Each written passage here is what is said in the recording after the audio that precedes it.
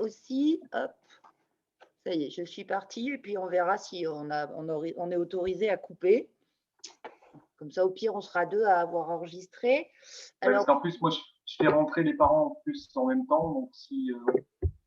normalement, Voilà, c'est en train d'enregistrer sur ma session, donc on verra si voilà, on expérimente pour les parents qui sont avec nous encore plus les nouvelles technologies, puisqu'on essaye d'enregistrer l'intervention qu'on va faire ce soir, de manière à ce que si certains parents n'ont pas pu se joindre à nous sur ce créneau-là, ils puissent disposer des informations. Alors, je vais me présenter puisque certains peut-être ne me connaissent pas. Donc, je suis Alexandra Marion et je suis proviseure adjointe du lycée en charge des classes du lycée professionnel et aussi des classes de BTS. Alors, parce que l'un va avec l'autre, la plupart ou en tous les cas beaucoup de vos enfants seront intéressés par des formations de type BTS ou en tous les cas, alors pas forcément au lycée Lafayette, mais en tous les cas, des formations souvent post-bac qui sont en lien direct avec le bac professionnel, donc plutôt des BTS. On a souhaité donc vous faire cette réunion qui malheureusement se tient à distance sur la procédure Parcoursup, sachant que vos enfants, que ce soit qu'ils soient dans n'importe quelle classe de terminale professionnelle, ont eu droit, entre guillemets, à une intervention soit de Monsieur Carr, soit de Madame Terracol, aujourd'hui ou la semaine dernière, où on leur a présenté l'ensemble de la procédure Parcoursup et des dates qui sont incontournables. Voilà, donc, et on va continuer, notamment tout au long de la semaine, à leur présenter avec leurs professeurs principaux les formations qui peuvent exister. Voilà, comme je leur ai dit à midi, on accélère le rythme puisque eux viennent de revenir de stage et on a besoin voilà, de leur donner les informations nécessaires assez rapidement puisqu'on est désormais dans la phase très active de Parcoursup. Voilà. On a l'impression que c'est pour les lycéens de. Pardon. Il y avait une question, mais je n'ai pas entendu celle-ci. Je vais céder la parole à Monsieur Carr. Donc, moi, je vais couper mon micro et couper ma caméra pour laisser la parole à Monsieur Carr et Madame Terracol qui vont vous voilà, prendre la main et vous présenter les choses. Et on se retrouvera tout à l'heure pour d'éventuelles questions. L'assister. Non. Donc, bonjour à tous. Merci d'être présent à cette réunion non visuelle, justement, en distanciel.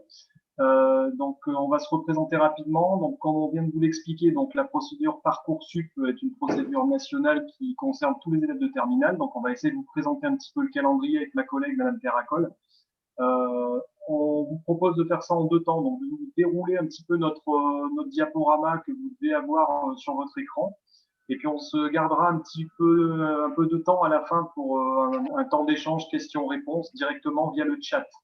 Ce qu'on va vous demander par contre, c'est de couper vos micros pour pas avoir d'interférence sur pendant notre présentation. Et puis les caméras aussi, mais là c'est plus par rapport à un problème de réseau qu'on peut avoir les uns les autres pour éviter de saturer et qu'on n'ait pas de problème particulier. Voilà, Alors, donc moi je me présente. Pardon, Monsieur Carr, je suis revenue juste pour expliquer aux parents qu'effectivement, il y a deux Alexandra Marion, ou en tous les cas deux images.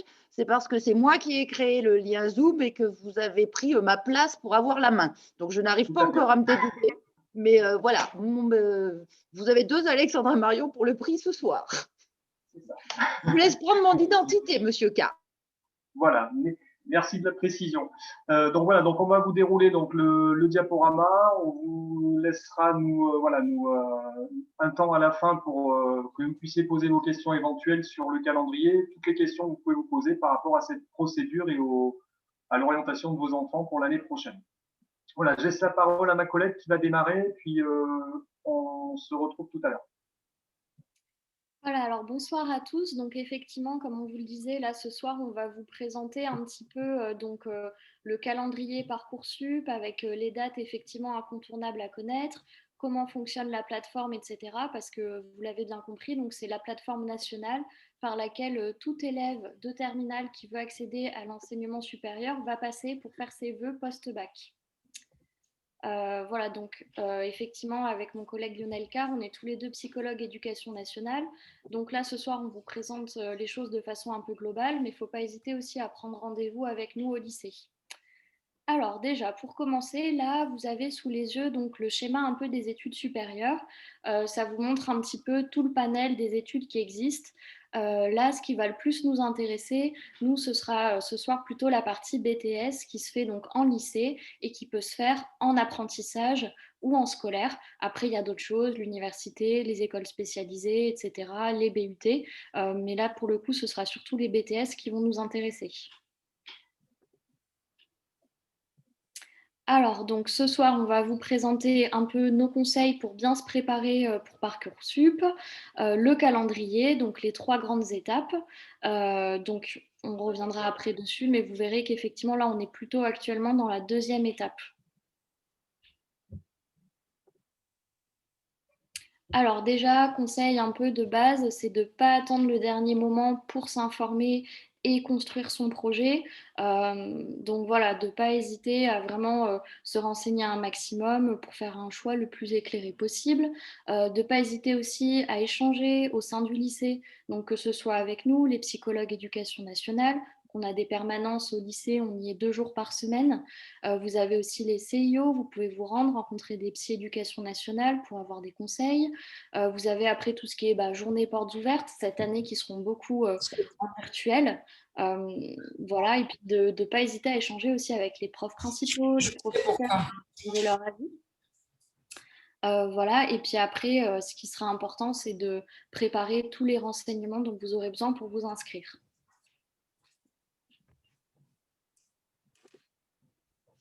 Alors, donc effectivement, Parcoursup, il y a 3 étapes. Donc, on va rentrer un peu dans le détail de ces 3 étapes.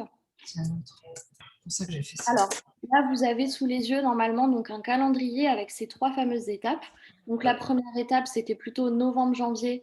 Donc là, elle a un peu passé. Ça correspondait plutôt au premier trimestre de l'année avec l'idée de s'informer un maximum sur les formations. Là, on est rentré maintenant depuis peu dans la 2e étape, donc entre le 20 janvier et le 11 mars.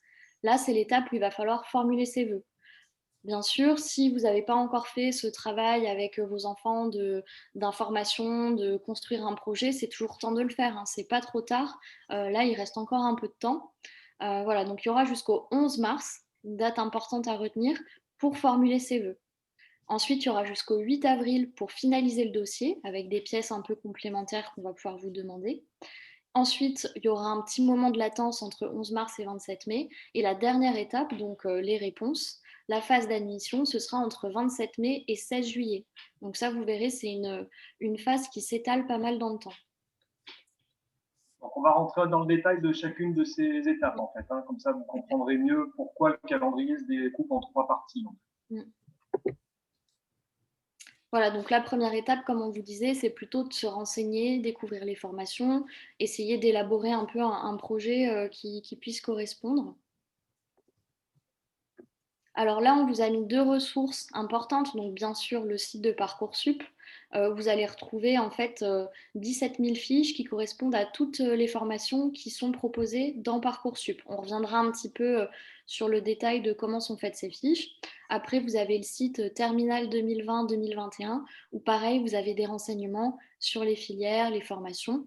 Après, voilà, il y a d'autres sites, l'ONICEP, le CIDJ qui peuvent vous aider un petit peu aussi, mais ça, c'est les 2 principaux. Alors, donc sur Parcoursup, vous allez avoir 17 000 formations. Donc, vous allez retrouver des formations qui sont non sélectives. Donc ça va être principalement les licences et tout ce qui est première année d'études de santé. Et vous aurez des formations sélectives. Donc là, ce qui va particulièrement nous intéresser ce soir, notamment les BTS, voilà, mais vous trouverez aussi les BUT, les écoles d'ingénieurs, de commerce, etc. Voilà, il y a très peu de formations qui ne sont pas par Parcoursup. Hein. La plupart des formations, vous les trouverez sur la plateforme. Voilà, quand on dit sélectif, ça veut dire qu'on va étudier le dossier de vos enfants. Donc, on va voir un petit peu comment est constitué ce dossier. Mais en tout cas, on va déjà prendre, ce qu'il faut savoir, les résultats de la classe de première et la classe de terminale. Donc, en fait, voilà, en termes de résultats scolaires, c'est bien la classe de première et terminale qui vont compter. Alors là, on vous a mis un peu le détail des nouvelles formations qui sont disponibles à partir de cette année sur Parcoursup. Donc, vous voyez qu'il y a les écoles vétérinaires, les BUT qui remplacent les DUT. On reviendra dessus un petit peu après. Voilà, il y a une réforme des DUT pour la prochaine rentrée, des nouvelles classes prépa, des bachelors, etc. Donc ça, vous retrouverez ça sur Parcoursup. Donc là, on voulait vous faire un petit focus rapidement sur la réforme du BUT. Donc le DUT qui avant se faisait en 2 ans va maintenant se faire en 3 ans. Et ça va être axé un peu plus sur des projets, donc avec un peu plus de pratique, de travaux de groupe. Voilà, donc ça va devenir un diplôme à bac+3 en fait. En sachant que ça reste quand même une formation, alors pas inaccessible pour les bacs professionnels, hein, mais c'est une formation qui est quand même universitaire, donc assez généraliste quand même. Donc c'est vrai qu'il faut avoir un très bon dossier quand même quand, voilà, quand les élèves de bac professionnel souhaitent envisager un BUT maintenant, donc un bachelor universitaire. Donc voilà, bien l'avoir en tête. Hein. C'est pas que c'est impossible de le demander, mais il faut savoir que il y a quand même, voilà, il y a quand même une formation qui est assez théorique et qu'il faut quand même avoir d'autres pistes d'orientation si jamais vous étiez intéressé par cette formation de BUT.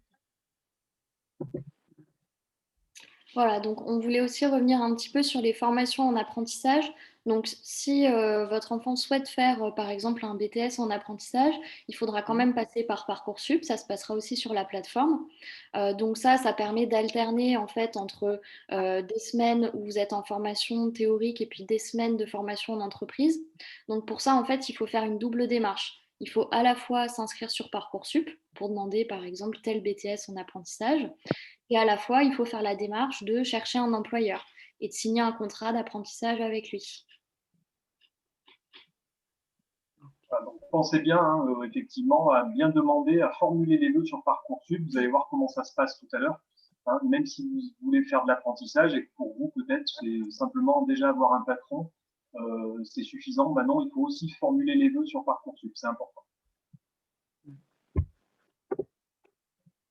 Voilà, donc maintenant on va revenir un petit peu plus sur comment fonctionne Parcoursup. Donc en fait, c'est un espèce de moteur de recherche finalement où vous allez pouvoir faire des recherches par mots-clés.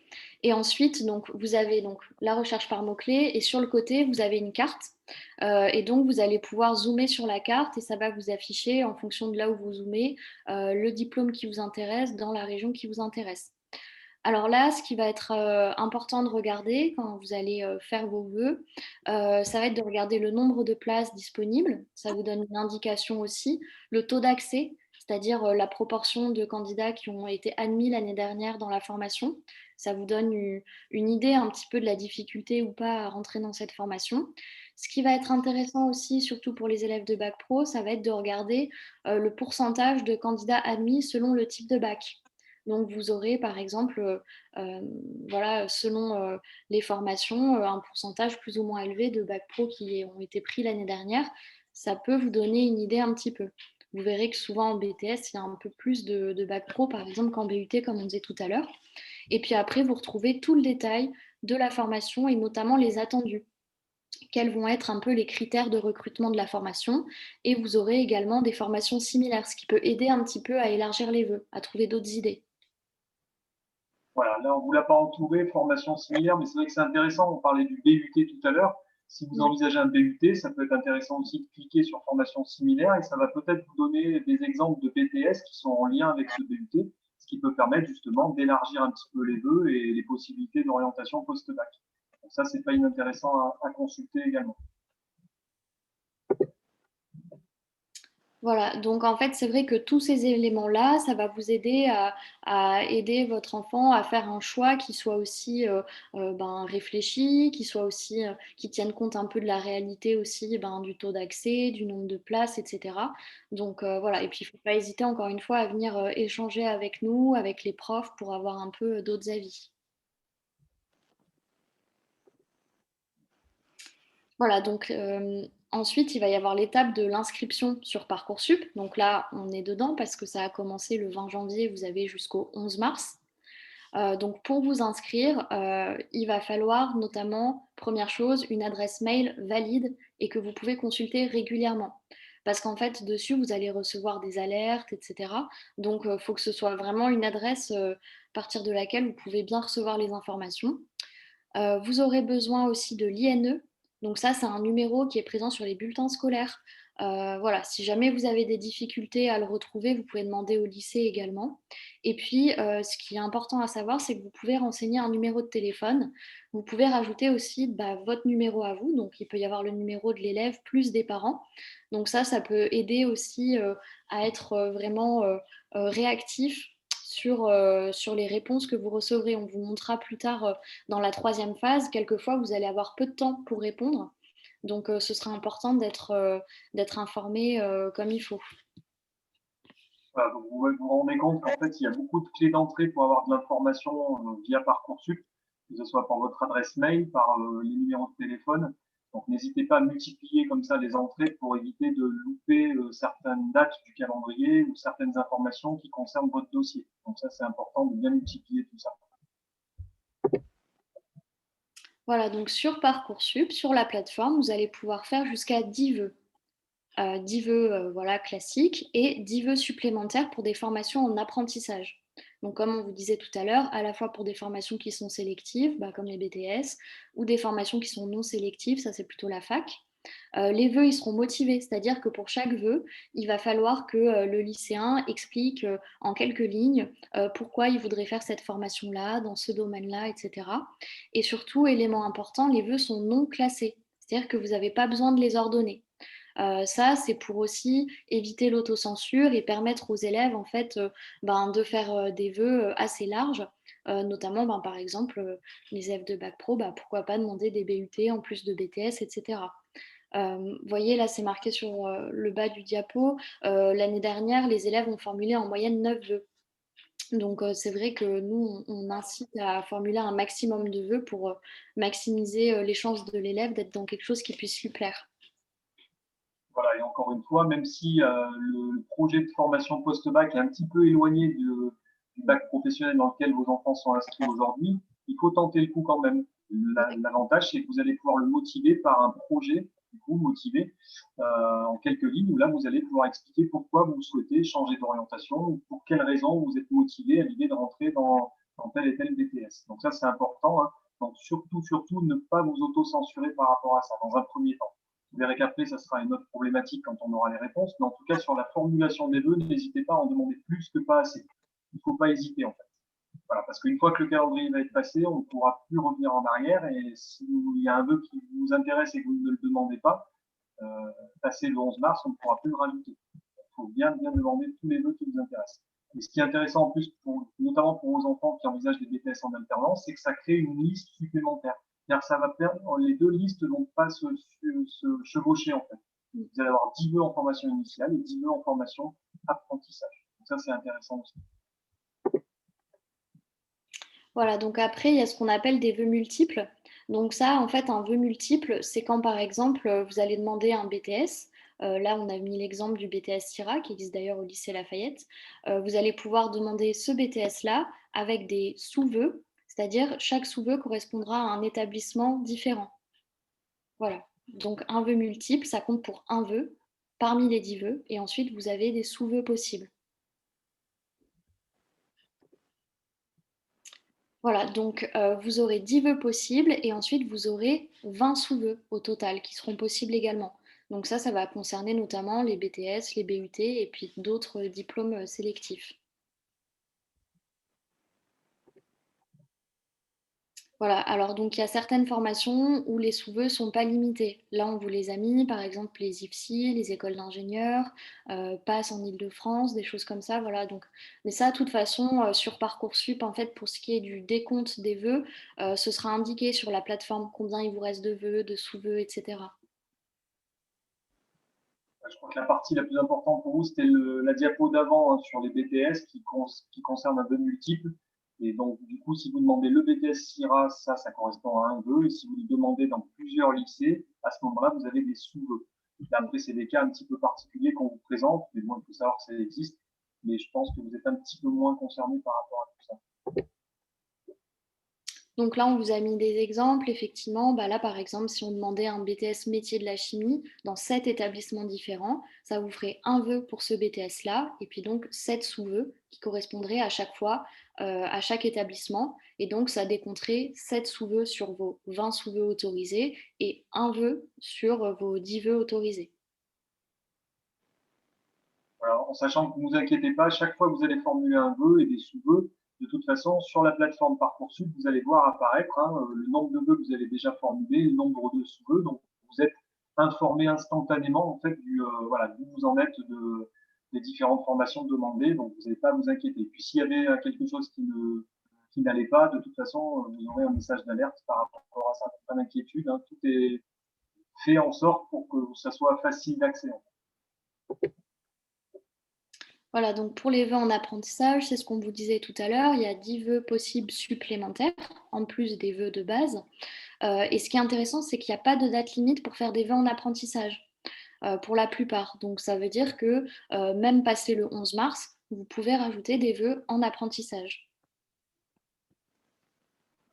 Et surtout, n'hésitez pas à contacter les organismes de formation qui peuvent vous aider dans la recherche d'employeurs.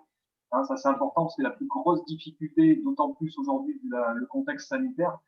Trouver un employeur, c'est difficile, donc il faut que vos enfants soient accompagnés. Alors vous pouvez les accompagner, évidemment, mais vous pouvez aussi solliciter les organismes de formation qui proposent les formations en apprentissage pour peut-être vous aider à trouver des employeurs potentiels. Donc ça, c'est important, n'hésitez pas. Alors après, il y a la question du secteur géographique aussi.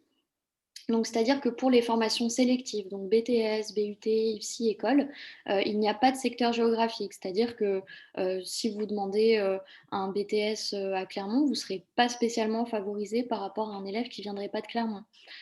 Par contre, pour les formations non sélectives, les licences, passes, etc., là, le secteur géographique est pris en compte. Donc, ça veut dire que pour demander une licence à l'université, vous aurez plus de chances d'être pris, vous serez pris en priorité si vous la demandez à Clermont par rapport à une autre ville. Voilà, donc comme on vous l'a déjà dit plusieurs fois, la date vraiment incontournable à retenir, c'est surtout le jeudi 11 mars pour voilà, date limite pour formuler vos vœux. Après ça, ce sera plus possible. Comme on l'a dit aux autres classes et aux autres parents la semaine dernière, il ne faut pas oublier que Parcoursup est une procédure nationale et qu'on ne peut pas bloquer tout un système pour un élève qui aurait oublié de formuler un vœu ou qui aurait oublié de se connecter. Donc à partir du 11 mars, comme vient de le dire ma collègue, vous avez même 23h59 heure de Paris, c'est la procédure se ferme et ça veut dire qu'on ne peut plus revenir en arrière, même si on a oublié un vœu ou si on s'est trompé ou si on se réveille un peu tard, c'est trop tard. Excusez-moi. Oui. J'aurais une question par rapport au fait que vous avez dit que les universités, c'est prioritaire par rapport au fait de la région. Et le DUT, c'est lié à l'université. Ça a le même critère ou c'est pas géographique? Non, parce qu'un BUT, donc ça dépend des universités, des IUT, des instituts universitaires de technologie. Mais eux, par contre, c'est un recrutement national. Donc, c'est pas du tout pareil que les licences, en fait. Quand on parlait d'université, c'était essentiellement les licences. Oui. Voilà.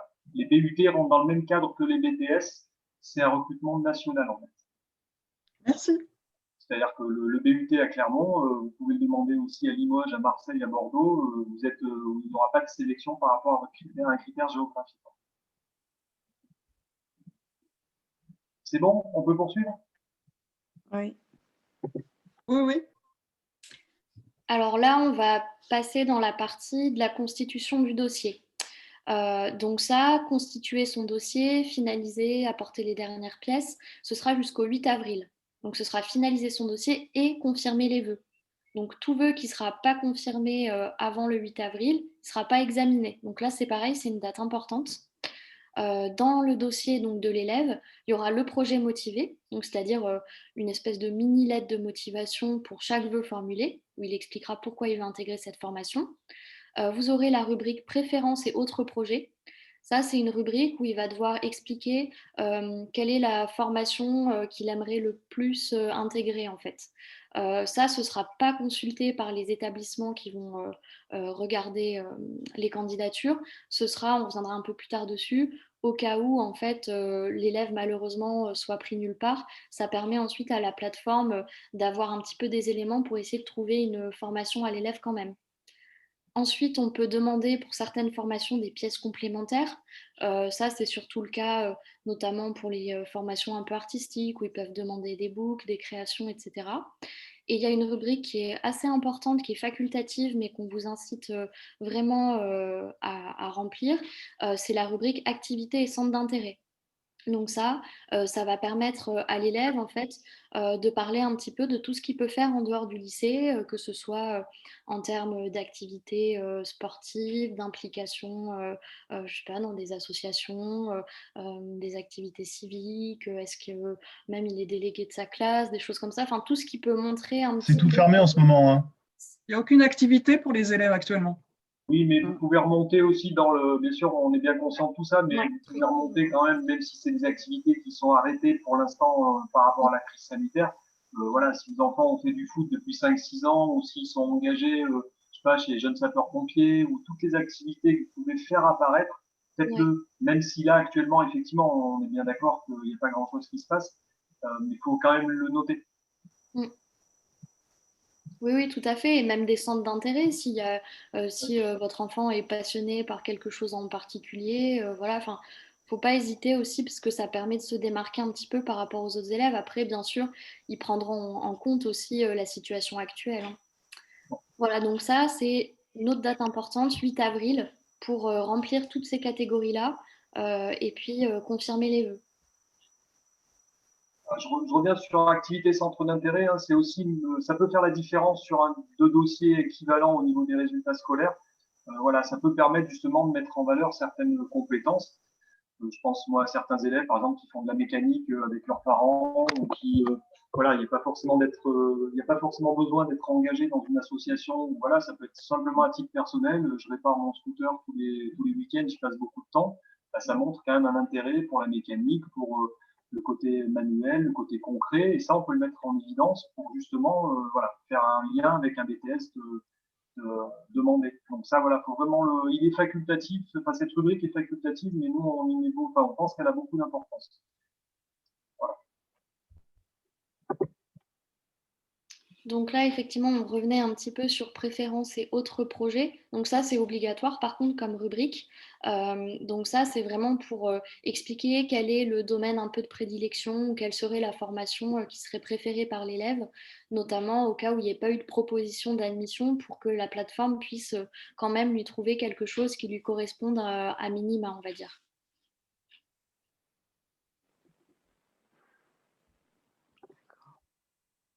Donc activité et centre d'intérêt, on en a déjà parlé, mais effectivement, ça, c'est quand même, voilà, ça peut être intéressant de se pencher un petit peu là-dessus. Vous voyez, là, on vous mettait, même ça peut être des stages qui ont été faits, hein, ça peut être même un stage de troisième. Si le stage de troisième avait un rapport aussi avec la formation dans laquelle il veut postuler, c'est important de le mettre aussi pour montrer que c'est un projet qu'il a depuis longtemps. Enfin, voilà, ça peut être tout ce genre de choses, hein.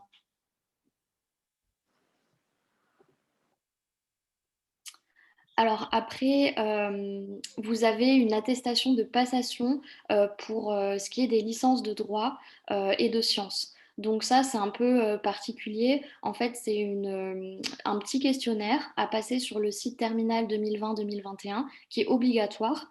Donc c'est disponible à partir du 20 janvier et ça permet aux élèves un petit peu d'évaluer si la formation pourrait leur correspondre, etc. Donc ça, ils ont l'obligation de le passer. Par contre, ce n'est pas transmis aux universités, mais ils doivent le passer. C'est pour qu'ils puissent se situer un petit peu par rapport à leur projet.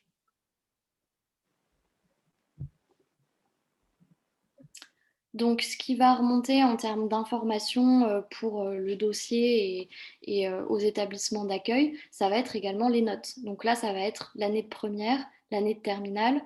Ça, c'est pas du tout à vous de renseigner ça. C'est l'établissement qui s'en occupe. Vous avez juste en fait à vérifier rapidement s'il n'y a pas eu des erreurs, etc. Auquel cas d'en parler au lycée. Mais voilà. Et puis en principe, il s'arrange pour que donc les conseils de classe du deuxième trimestre se fassent assez tôt pour que le bulletin scolaire du deuxième trimestre puisse être transmis à temps sur la plateforme, etc. Voilà, donc normalement, vous avez juste à consulter les bulletins, vérifier qu'il n'y ait pas d'erreur, et a priori, normalement, le lycée Lafayette fait remonter l'ensemble des documents à ce niveau-là. Donc, pas d'inquiétude non plus par rapport à ça. C'est juste un contrôle de votre part pour voir qu'il n'y ait pas d'erreur et le faire remonter au chef d'établissement si besoin. Une question juste par rapport au fait du nouveau bac. Vu que le tronc commun, il n'y a qu'une première épreuve en première, ces épreuves-là qui sont prises pour le tronc commun, enfin pas pour le tronc commun, mais pour les épreuves communes, je veux dire. Oui, oui, je pense qu'ils vont adapter effectivement tous les résultats. Hein, Parce qu'au lieu de 3, il n'y en a eu qu'une. Oui, mais je pense que c'est ce qui sera indiqué de toute manière. Et puis, vous voyez, c'est ce qui est écrit dans le cadre de la crise sanitaire. Les notes des épreuves anticipées de français, les évaluations de fin de première, elles seront remplacées par des moyennes. Enfin, voilà, encore une fois, on est tous bien conscients, même les organismes qui vont recruter vos enfants sont bien conscients qu'il y a des manques, hein, il y a des vides au niveau du bulletin, notamment de l'année dernière, de la fin d'année, et peut-être aussi sur le début de l'année. Donc voilà, il ne faut pas vous inquiéter, on prendra en compte les éléments qu'on peut avoir et qu'on peut transmettre et qu'on peut faire remonter. Donc ça, je ne pense pas que ça soit, faut pas qu'il y ait une inquiétude par rapport à ça. C'est surtout qu'on ne sait pas trop ce qui va être transmis, comme pour les épreuves de spécialité. On ne sait pas si c'est la moyenne des 2 premiers trimestres, du dernier trimestre, de première. On ne sait pas du coup ce qui va être fait pour les épreuves de spécialité de cette année qui ont été annulées. Oui, c'est ça. Alors là, je sais pas encore si ça a été tranché, puisqu'elle est remontée, effectivement. Vous avez demandé au lycée ça? Non, pas encore. Oui, voilà. Donc peut-être qu'ils sont en train d'y réfléchir. Je sais pas, on posera peut-être la question à Madame Marion tout à l'heure quand elle nous rejoindra. Elle aura peut-être des informations par rapport à ça, mais normalement, voilà, vous inquiétez pas. Je pense qu'on est en train de réfléchir aussi à ne pas. Enfin, l'idée, c'est de pas pénaliser vos enfants de toute manière, quoi. Donc on fera remonter les éléments qui seront en notre possession et voilà, qui permettront d'évaluer un petit peu d'un point de vue scolaire, hein, on entend bien, ce qui a été produit pendant une période un peu si particulière.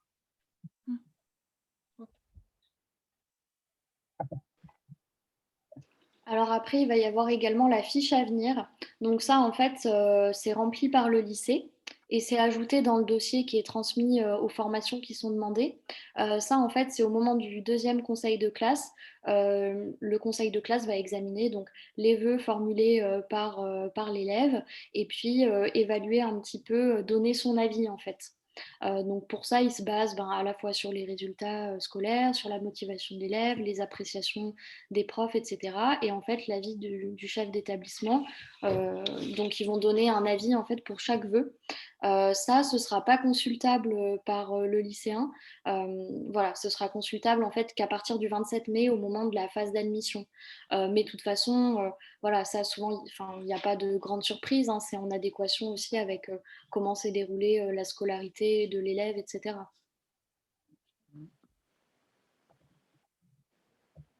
Donc, si on récapitule un petit peu, dans le dossier qui va être transmis donc aux endroits où votre enfant va postuler, il y aura à la fois donc, le projet motivé qu'il aura rédigé, les pièces complémentaires qui peuvent être demandées quelquefois par certaines formations, cette fameuse rubrique activité centre d'intérêt si elle a été renseignée, ce qu'on vous encourage à faire, la fiche à venir, donc ça qui est renseignée par le lycée, et puis donc les bulletins de scolaire avec du coup les résultats de première et de terminale, après à voir exactement dans le détail comment ils vont faire par rapport aux épreuves, mais en gros il y aura un aperçu des notes de votre enfant en première et en terminale.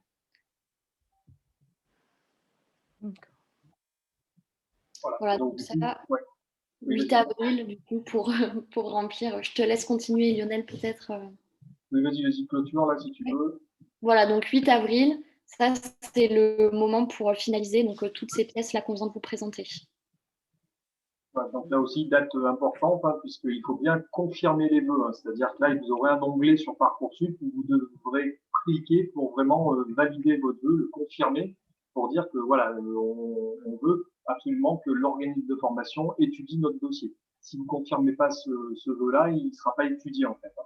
Donc voilà, donc pensez bien. Donc du 20 janvier au 11 mars, on formule des vœux. Donc là, on a la liberté d'en rajouter, d'en supprimer. On peut encore, on peut modifier encore nos choix. Par contre, à partir du 11 mars, on clôture le fait de demander ou de supprimer des vœux. Et après, on a encore un petit peu de temps du 11 mars jusqu'au 8 avril pour finaliser le dossier, pour le compléter avec les bulletins, avec le projet motivé, compléter toutes les rubriques qui sont nécessaires. Et par contre, à partir du 8 avril, après, il va y avoir un laps de temps, comme le disait ma collègue tout à l'heure, où il va falloir attendre, il va falloir se concentrer sur les épreuves du bac. pour arriver à la troisième étape, donc du coup, de Parcoursup, qui concerne l'examen des vœux par les formations. Donc là, je vais prendre la main, Alban, par rapport à ça. Hein, donc voilà, donc les principes, en fait, ils sont pas très compliqués. En fait, hein, à partir du mois d'avril et du mois de mai, les établissements scolaires vont recevoir les demandes des élèves, en fait, et ils vont étudier les demandes et le dossier complété. Donc pour les formations sélectives, on va étudier justement le projet motivé, on va regarder un petit peu les résultats scolaires et puis on va commencer un classement des vœux des élèves. Voilà, ce qui nous arrive à la troisième étape, donc la consultation des vœux, des formations et faire les choix. Donc là, c'est à partir du 27 mai, c'est-à-dire que c'est à partir de cette date, le 27, que vous allez commencer à recevoir des réponses pour les formations que vous allez demander. Voilà, donc ça c'est important, hein, c'est-à-dire que là, sur tous les domaines, les documents que vous allez fournir, que ce soit les adresses mail, les téléphones portables, vous allez avoir des réponses par rapport à vos vœux. Donc là, il va falloir après, à chaque fois, répondre par rapport à ces vœux-là. Et puis, vous allez avoir une réponse qui va être en continu, c'est-à-dire du 27 mai jusqu'au 16 juillet, vous allez pouvoir avoir des réponses. Vous allez comprendre pourquoi après. Mais en tout cas, voilà, vous allez avoir une procédure qui va être en continu, en fait. Hein. C'est-à-dire que le 27, peut-être que vous n'allez pas forcément avoir la réponse sur le vœu qui vous intéresse le plus, mais peut-être que début juin ou fin juin, vous allez avoir une réponse favorable, même s'il va falloir attendre un petit peu avant d'avoir cette réponse-là. Donc voilà, donc ça c'est important. À chaque fois, on va vous demander de répondre aux propositions d'admission avec une date limite. Vous allez comprendre aussi pourquoi tout à l'heure. Donc voilà, donc il y a bien des délais à respecter aussi pour répondre aux vœux que vous allez formuler. Alors les réponses, elles sont de plusieurs types. Si on prend la partie haute du diaporama, donc sur les formations sélectives, vous avez 3 réponses possibles. La première réponse, c'est un oui, c'est-à-dire qu'on vous a fait une proposition, on vous a dit oui, on vous accepte sur la formation, et à ce moment-là, vous acceptez la proposition, mais vous pouvez aussi y renoncer. C'est le cas, par exemple, d'un élève qui aurait demandé un BTS un peu trop éloigné de Clermont, et puis finalement, il a réfléchi, il a plus trop envie d'y aller, ça lui pose problème financièrement ou même voilà, géographiquement. Vous pouvez toujours renoncer à un vœu où on vous a fait une proposition. Donc ça, c'est important à savoir. Il faut bien mettre dans le calendrier, hein, c'est-à-dire que le 11 mars, on a clôturé les vœux, le 8 avril, on les a validés, et entre le 8 avril et le 27 mai, il y a du temps qui s'est passé, et vous pouvez avoir réfléchi différemment, ou voilà, donc il ne faut pas hésiter à renoncer à un vœu si ça ne vous intéresse pas. Deuxième proposition qu'on peut vous faire, c'est un non, c'est-à-dire on vous refuse dans la formation, c'est-à-dire que là, l'établissement a étudié votre demande, il pense que le dossier n'est pas suffisamment bon pour accéder à la formation, donc là, on refuse votre dossier. Donc là, il n'y a pas de réponse à formuler puisqu'on vous a refusé. Et puis après, vous avez une troisième réponse qui est en attente d'une place. Donc là, ça veut simplement dire que pour un BTS, par exemple, vous pouvez avoir 35 places dans le lycée. Et puis, le dossier de votre enfant, il est retenu, mais il n'est que 50e. Donc voilà, donc il n'est pas dans la liste principale, il est en attente. En attente d'une place, c'est-à-dire qu'il peut y avoir une place qui va se libérer. Et que à partir du 27 mai, le 28, 29, 30, jusqu'au 16 juillet, vous pouvez remonter sur la liste principale. Donc ça, c'est très important. Vous allez voir pourquoi aussi. C'est que vous pouvez continuer à garder vos vœux en attente jusqu'au bout de la procédure. Voilà, et je reviendrai là-dessus tout à l'heure. Ensuite, pour les formations non sélectives, c'est un peu différent, puisque là, vous voyez qu'il n'y a pas le non. Vous avez juste un oui, c'est-à-dire qu'on vous accepte dans la formation. C'est assez logique, puisqu'elle est non sélective. Vous pouvez avoir aussi un oui-si. Alors, le oui-si, c'est particulier, c'est assez récent. C'est pour des candidats qui sont acceptés dans la formation, mais pour lesquels on va demander à ce qu'ils suivent un parcours un petit peu spécifique, c'est-à-dire avec une remise à niveau, avec du tutorat, avec du soutien, voilà, avec tout type de forme d'aide qui va lui permettre éventuellement de réussir dans cette formation. Ça peut être le cas de vos enfants, par exemple, qui sont en bac professionnel, qui envisagent d'aller sur la licence à l'université, et on sait très bien que c'est compliqué pour les élèves de bac pro d'accéder à l'université. Alors, pas forcément parce qu'ils n'ont pas les compétences, hein, simplement parce qu'ils ne sont pas habitués à ce type d'enseignement et qu'il leur faut peut-être un peu plus de temps et qu'il leur faut peut-être un accompagnement un peu plus individualisé pour réussir. Donc, on va leur dire oui, si. D'accord? Donc, voilà. Donc, ça, c'est une particularité. Et puis, vous pouvez être en attente d'une place également, simplement parce qu'à l'université, il y a quelques formations qui sont en capacité limitée. Donc, il y a un nombre de places limité. C'est par exemple le cas pour des formations en langue ou des formations un peu spécifiques. Donc là, on n'a pas retenu votre dossier dans un premier temps et on vous met en attente. Voilà. Donc ça, c'est les différentes propositions qu'on peut vous faire et la façon dont on peut y répondre. Voilà, puis on revient aussi sur donc le calendrier, le fait que bah, si vous avez bien compris, c'est que comme vous avez 10 vœux d'orientation à formuler, vous pouvez bloquer la procédure pendant un certain temps, puisque si vous êtes accepté sur les 10 formations demandées, bah, si vous ne validez pas un oui parmi ces formations-là, vous bloquez 10 places sur 10 formations différentes. Donc ce qui se passe, c'est qu'à partir du 27 mai, vous allez avoir 5 jours pour répondre à une proposition. Je vous donne un exemple, vous êtes pris sur 5 BTS différents, d'accord? Le 27 mai, vous avez cette réponse-là, et ben il va falloir en choisir un parmi les 5. Donc là, il y aura une obligation d'en choisir un, et vous n'aurez que 5 jours pour répondre. Si vous regardez la ligne suivante, à partir du 28 mai, vous n'avez plus que 3 jours pour répondre. Ce qui est logique, encore une fois, parce qu'on est sur une procédure nationale, et qu'à un moment ou un autre, ben, il faut que les places se libèrent rapidement pour que tout le monde ait une solution, j'allais dire, pour le mois de septembre. Ça, c'est important. Donc, plus on va avancer dans le temps, plus les délais de réponse vont être courts. Donc là, c'est pour ça qu'on vous incite aussi, nous, même si vous avez 8, 9 vœux d'orientation, que dans votre tête, même si sur la plateforme Parcoursup, ils ne sont pas classés, que vous ayez déjà une idée de ce qui vous intéresse le plus, pour pouvoir répondre assez rapidement à partir du 27. Voilà un petit peu pour les délais de réponse. Alors, on a 4 cas de figure, en fait. Il y a un lycéen qui reçoit une seule proposition d'admission et il a des vœux en attente. Alors, ça veut dire quoi? On reprend l'exemple que je vous donnais tout à l'heure. Vous avez demandé 5 BTS, vous êtes pris sur 3 BTS et vous en avez 2 qui sont en attente. Là, qu'est-ce qui va se passer? Déjà, parmi les 3 où on vous a répondu favorablement, donc on vous a dit oui, il va falloir en choisir un parmi les 3. D'accord? Donc, vous en choisissez un. Par contre, vous avez 2 vœux en attente, mais parmi ces 2 vœux en attente, c'est peut-être celui qui vous intéresse le plus. Donc, ce que nous, on va vous enfin, ce qu'il faut faire, en fait, c'est valider un oui et garder les 2 vœux en attente. Comme ça vous permet justement de garder une chance de rentrer dans la formation de votre choix qui vous intéresse le plus. Ça, c'est important. Ensuite, vous recevez plusieurs admissions, c'est le deuxième cas de figure. Attendez, parce que j'ai la vidéo devant, donc voilà, donc si c'est ce que j'étais en train d'expliquer, donc vous gardez les vœux en attente en fait, c'est-à-dire que ça c'est vraiment très très important. Ça vous permet justement de garder une chance sur un autre vœu que celui sur lequel vous avez répondu oui. Les 2 autres cas de figure. Le lycéen ne reçoit que des réponses en attente. Donc là, vous allez avoir des indicateurs, c'est-à-dire que Parcoursup va vous donner un petit peu le rang de classement. Ce que je vous disais tout à l'heure, s'il y a 35 places sur un BTS, si vous êtes 50e, on peut espérer que vous allez monter dans la liste principale assez rapidement. Si vous êtes 1500e, vous imaginez bien que ça risque d'être compliqué et qu'il va peut-être falloir réfléchir à une autre solution et que ce vœu-là, a priori, ça va être très, très dur de l'obtenir. Donc voilà, donc ça peut arriver. Donc il faut bien suivre la procédure et sa situation au fur et à mesure. C'est-à-dire regarder, alors peut-être pas tous les jours, mais en tout cas regarder régulièrement, savoir un petit peu comment on évolue dans la liste supplémentaire. Il faut savoir que ça évolue très vite. Il ne faut pas vous laisser effrayer par les chiffres en fait, puisque par expérience, on a toujours eu des élèves qui étaient assez loin dans les listes d'attente et finalement ça remonte très très vite. Là aussi parce que Parcoursup est une procédure nationale.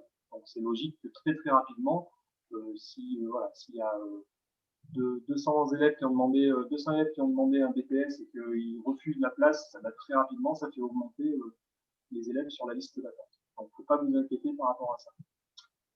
Et dernier cas de figure, celui qu'on n'aime pas trop voir, nous, c'est celui où vos enfants reçoivent que des réponses négatives. Donc là, ce qui se passe, c'est qu'il faut assez rapidement vous mettre en relation avec quelqu'un des services d'orientation, alors soit nous au niveau du lycée, soit au niveau du CIO, Centre d'information et d'orientation, pour essayer d'envisager d'autres choix. Parce que comme vous le pouvez le voir sur le diaporama, à partir du 16 juin, vous avez une procédure complémentaire qui se met en place, ce qui veut dire que vous pouvez reformuler 10 vœux d'orientation.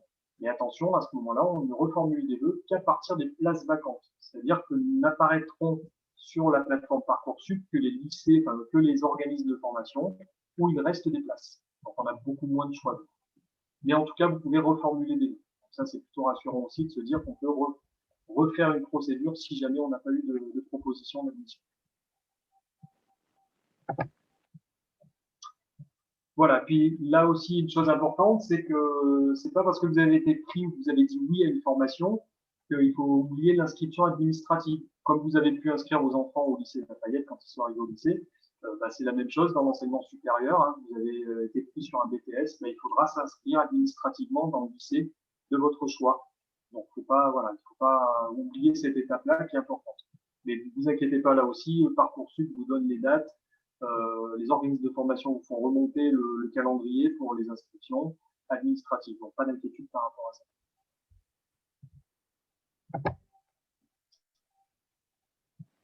Voilà un petit élément un petit peu en aparté par rapport à Parcoursup, mais ça nous semblait important de vous en parler. C'était la demande de bourse et de logement.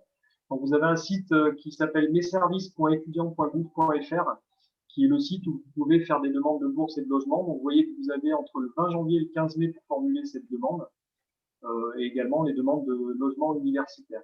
Donc, ce qui est intéressant aussi sur ce site, c'est que vous avez une simulation de bourse aussi, c'est-à-dire qu'à partir de vos revenus fiscaux, vous pouvez savoir un petit peu si vous avez droit à une bourse de l'enseignement supérieur, parce qu'il faut savoir que les critères ne sont pas les mêmes que l'enseignement secondaire, notamment par rapport à l'éloignement géographique. Hein, donc, si vous envisagez, je sais pas moi, ne serait-ce qu'un BTS à Montluçon, à Aurillac, ou même dans la région, hein, l'éloignement géographique va faire que peut-être vous pouvez avoir accès à une bourse de l'enseignement supérieur. Donc, n'hésitez pas à faire cette simulation-là pour voir un petit peu ce qui peut là aussi vous permettre d'ouvrir et d'élargir les vœux possibles. C'est un peu pour ça aussi qu'on vous parlait de la demande de bourse et de logement.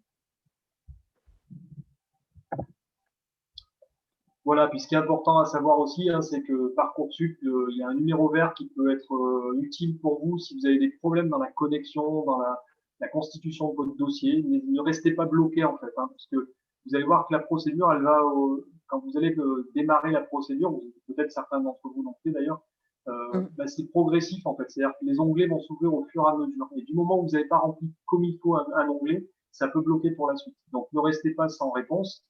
N'hésitez pas à contacter le numéro vert, à nous contacter aussi du lycée, hein, que ce soit Madame Marion, que ce soit les CPE de responsables des classes, que ce soit nous, hein, au niveau de psychologue de l'éducation nationale. On sera là pour vous répondre et essayer de trouver une solution. Vous avez aussi des messageries contacts, vous avez les réseaux sociaux, donc il y a beaucoup d'outils pour accompagner les élèves et les familles par rapport à Parcoursup. Voilà, puis nous on vous rappelle un petit peu notre présence au niveau du lycée. Donc pour Madame Terracol, donc c'est le lundi toute la journée. Pour ma part, c'est le vendredi toute la journée. Donc la prise de rendez-vous se fait auprès des documentalistes au niveau du CDI. Et notre bureau est situé d'ailleurs au CDI également. Voilà. Et puis on vous rappelle aussi le CIO, le centre d'information et d'orientation. On est présent là-bas certains jours dans la semaine. L'avantage, c'est qu'il est ouvert aussi le mercredi après-midi et pendant les vacances scolaires.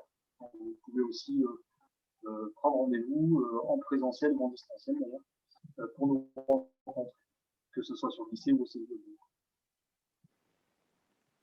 Très bien. Voilà, je pense qu'on a terminé par rapport à la présentation. Alban, je ne sais pas si tu as des choses à rajouter.